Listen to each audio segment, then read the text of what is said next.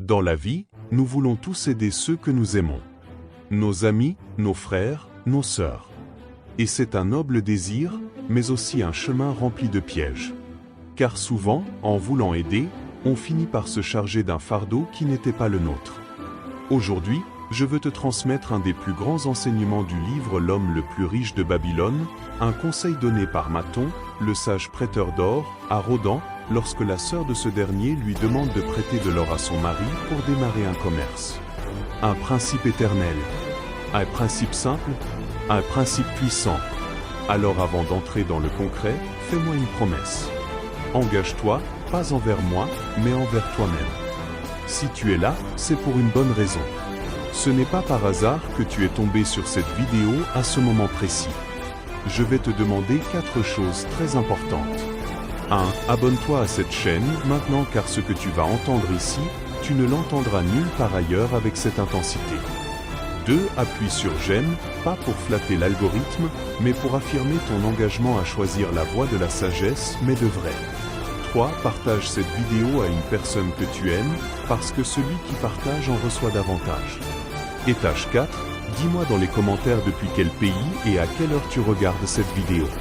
Pas par curiosité, mais pour voir jusqu'où ce message va résonner dans le monde. Jusqu'où l'énergie de la sagesse va circuler parce que ce n'est pas juste une vidéo. C'est un départ collectif.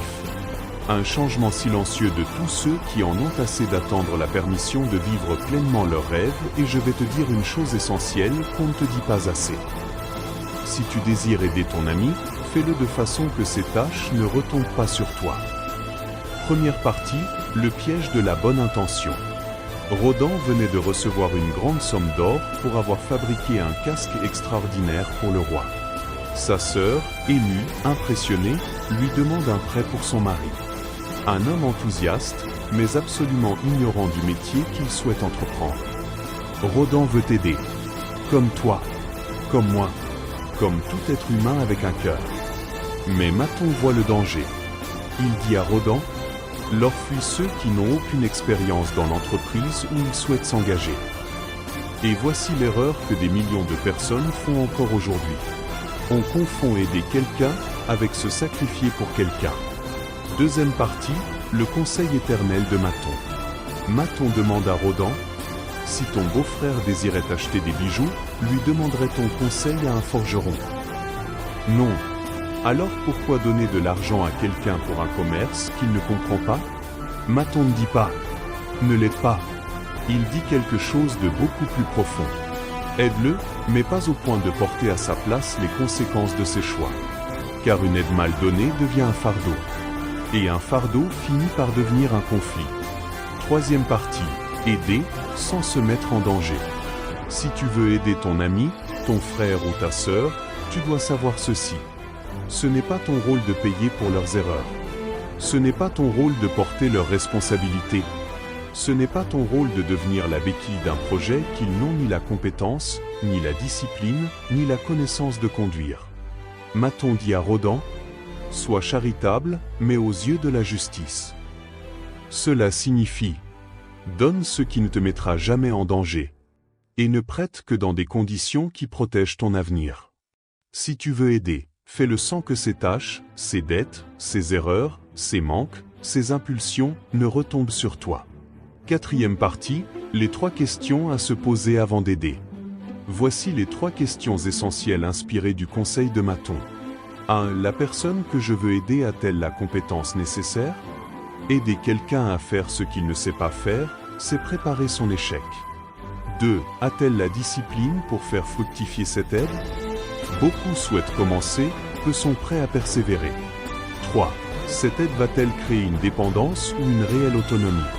Si ton aide crée un esclave, tu deviens son maître. Et personne ne veut être maître, ni esclave. Cinquième partie, l'erreur que Rhodan allait commettre. Rhodan s'apprêtait à prêter de l'or à un homme qui n'avait jamais dirigé d'entreprise, n'avait aucune expérience dans le domaine qu'il visait, n'avait pas de plan structuré et surtout, comptait sur l'argent de Rhodan plutôt que sur sa propre compétence. C'était exactement ce que Mathon voulait éviter. Que Rhodan se retrouve à payer les erreurs d'un autre. Parce qu'un prêt mal accordé détruit 2 personnes. celui qui l'accorde et celui qui le reçoit.